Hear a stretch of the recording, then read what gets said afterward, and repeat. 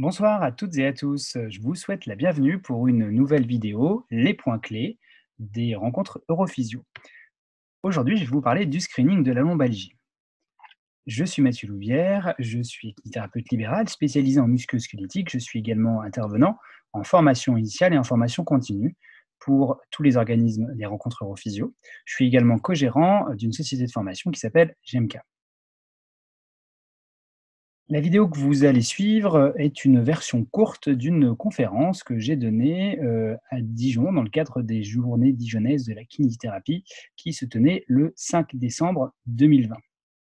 Je vais donc, vous reparler, du screening lombaire de manière un petit peu plus allégée, en insistant principalement sur 2 pathologies, mais en conservant la structure de l'intervention.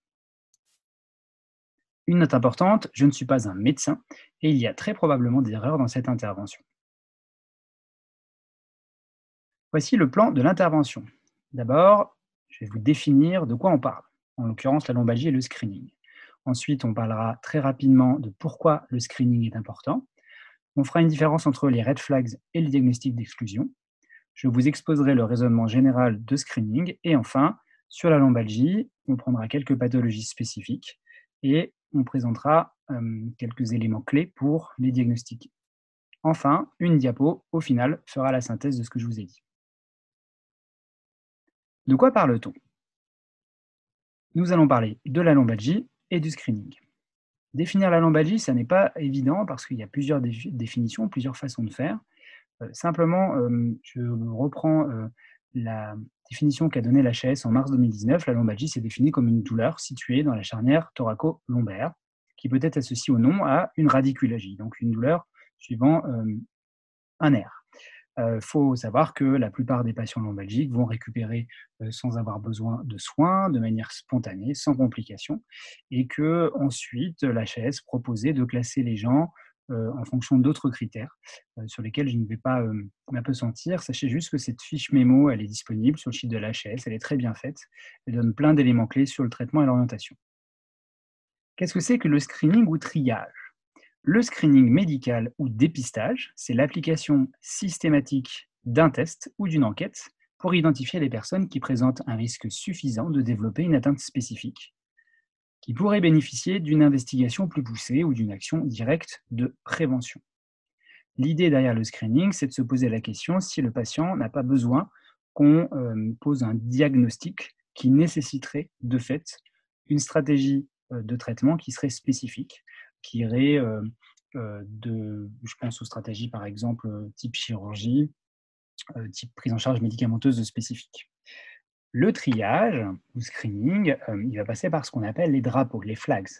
Il y a des drapeaux qui sont issus de l'interrogatoire, on appelle ça les flags subjectifs, et des drapeaux qui sont issus de l'examen physique, on appelle ça les flags objectifs. Et en l'occurrence, quand on parle de screening et d'exclusion, on parle de red flags.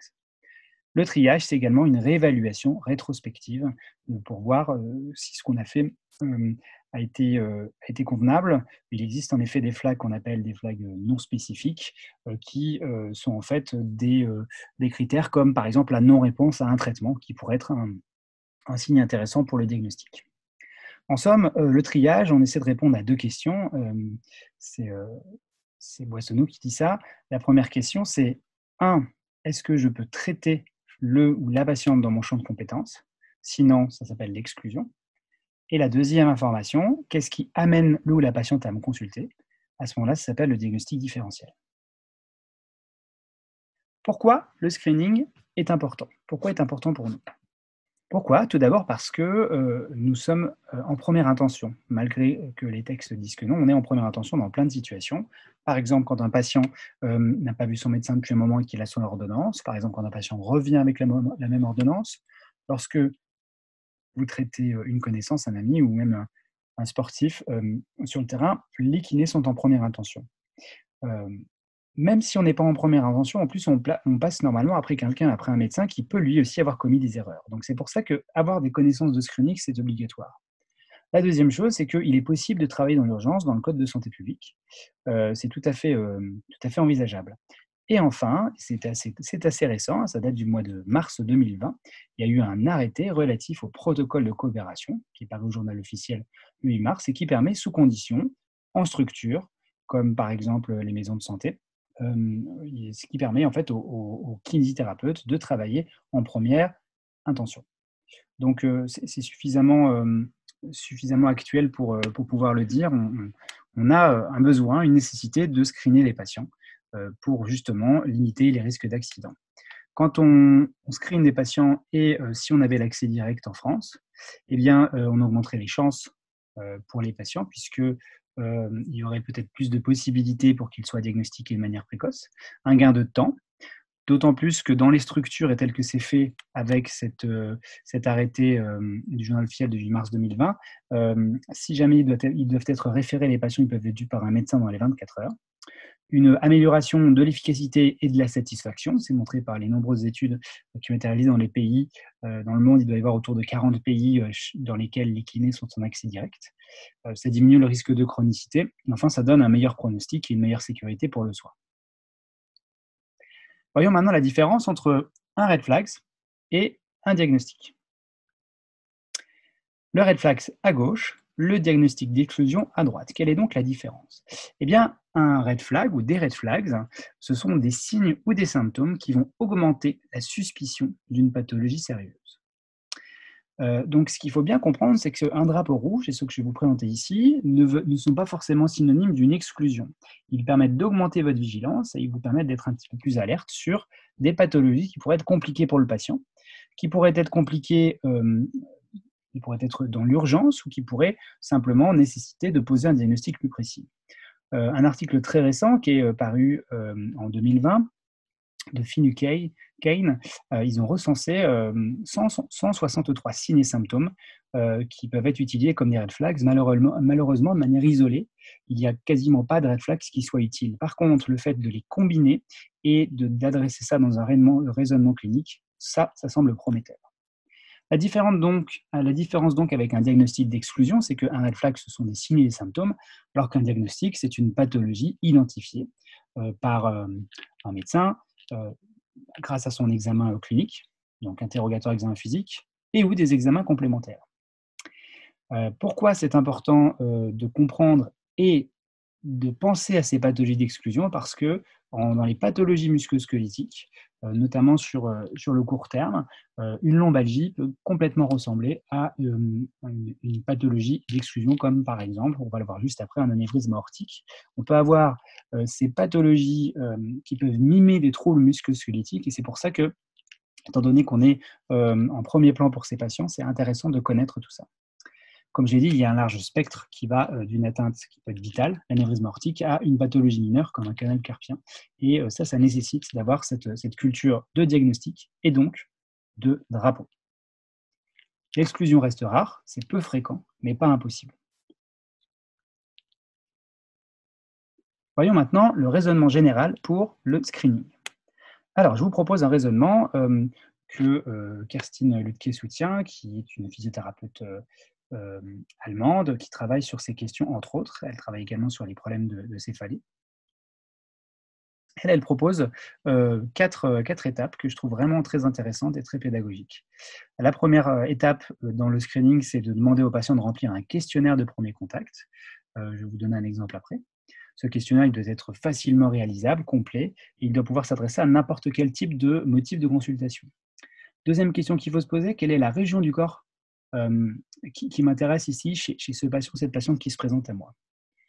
Avec cette sous-question qui est quels sont les systèmes d'organes qui peuvent référer dans cette partie du corps. Vous savez que, par exemple, les viscères sont capables de référer au niveau lombaire. Troisième étape, on va examiner les systèmes un par un à la recherche de drapeaux rouges et également de facteurs de risque. Et enfin, une fois qu'on a fait cette analyse des systèmes, il reste la dernière possibilité d'une pathologie locale clairement identifiée. Et dans cette famille-là, on va avoir les inflammations, les fractures, les ruptures, les tumeurs et également les infections. Prenons l'exemple de la lombalgie et essayons d'appliquer cette procédure en 4 étapes. Première étape, le questionnaire de contact. Je vous ai mis en photo ici un questionnaire de contact qui a été réalisé par William Boissonneau. J'ai eu l'opportunité de faire la traduction française. William Bill Boissonneau a insisté pour que ce questionnaire soit diffusé le plus largement possible. Il est libre d'utilisation.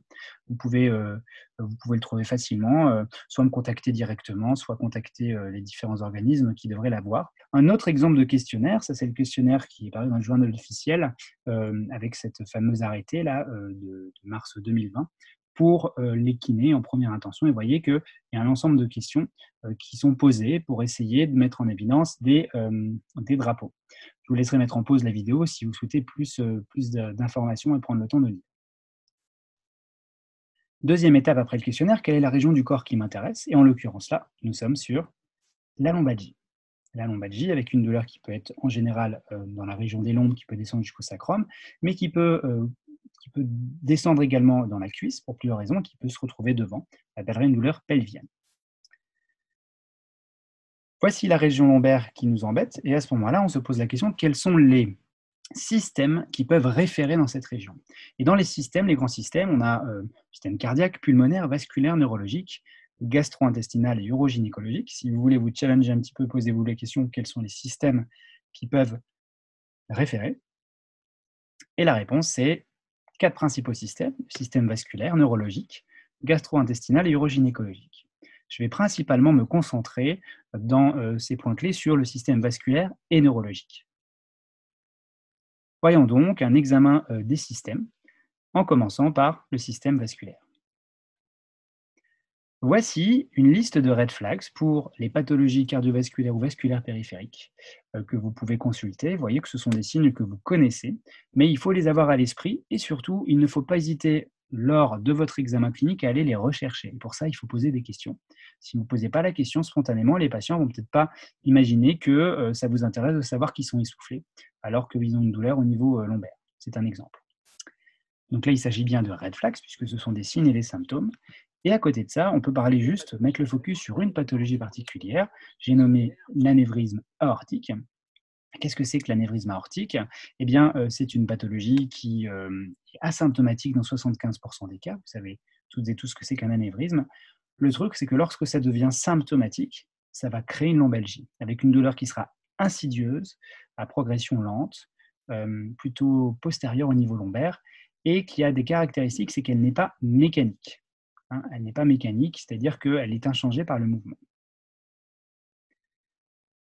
Donc, je vous répète les signes et les symptômes. C'est une douleur lombaire aiguë, sévère, qui peut irradier. Elle a une qualité qui peut être pulsatile, on est sur quelque chose de vasculaire. Le repos ne diminue pas la douleur, les changements n'ont pas d'impact sur la douleur. La palpation abdominale, quant à elle, par contre, elle peut augmenter la douleur. Et puis, il y a bien sûr des facteurs de risque qui sont des facteurs de risque cardiovasculaires classiques: tabac, antécédents vasculaires, antécédents familiaux, etc. Au niveau de l'examen clinique, le diagnostic est difficile. On peut éventuellement réaliser une palpation de l'abdomen, palper une masse abdominale. On peut également réaliser une auscultation, qui est un test qui est plutôt assez spécifique. À l'auscultation, vous allez attendre un souffle lors de l'auscultation. Et enfin, il existe une sorte de cluster qui consiste à mesurer la largeur de l'aorte et d'additionner ça au tour de taille avec une totalité qui soit inférieure à 100 cm. Ça permet d'exclure avec une belle certitude ce problème. Deuxième système neurologique. Pourquoi je vous en parle? Parce qu'il y a une pathologie phare qu'il ne faut pas rater, c'est le syndrome de la queue de cheval. Les signes neurologiques, ça va être des troubles de fonction avec des paresthésies, des fourmillements, une anesthésie ou alors des troubles moteurs. C'est également éventuellement des douleurs qui va avoir une caractéristique, une qualité qui sera électrique, c'est-à-dire lancinante, brûlure. Et surtout, très important, 3 éléments qu'il faut absolument questionner: l'atteinte vésico-sphinctérienne, les troubles sexuels récents et les troubles de la marche, puisque ça peut être en relation avec ce que vous voyez à l'image. J'ai nommé un syndrome de la queue de cheval. Il peut avoir des conséquences majeures et très importantes au niveau du pronostic pour nos patients. Pas pronostic vital, mais en tout cas sur la qualité de vie qui peut laisser des séquelles durables. La Kodaikinā, le syndrome de la queue de cheval, c'est une perte de fonction de 2 ou plus des 18 racines nerveuses de la queue de cheval. Et c'est potentiellement une urgence parce que si ça s'installe de manière brutale, on a 48 heures pour réaliser un geste chirurgical pour éviter qu'il y ait des séquelles. La prévalence est peu courante, mais il y a vraiment, au niveau international, une poussée pour justement communiquer auprès des patients Parce que souvent, au niveau des signes et des symptômes, je vous ai mis le nain ici timide, c'est pas toujours évident d'aller poser des questions sur les troubles sexuels, les troubles urinaires, on y arrive encore, ou les problèmes de perte anale, mais de manière routinière, il faut vraiment poser ces questions sur l'incontinence et pas être gêné. Les patients peuvent également être gênés de ces situations. Donc, dans les signes, vous avez les dysfonctions intestinales et ou urinaires, une anesthésie en selle et des dysfonctions sexuelles. Et il faut au moins un ou plus de ces éléments-là pour considérer le diagnostic.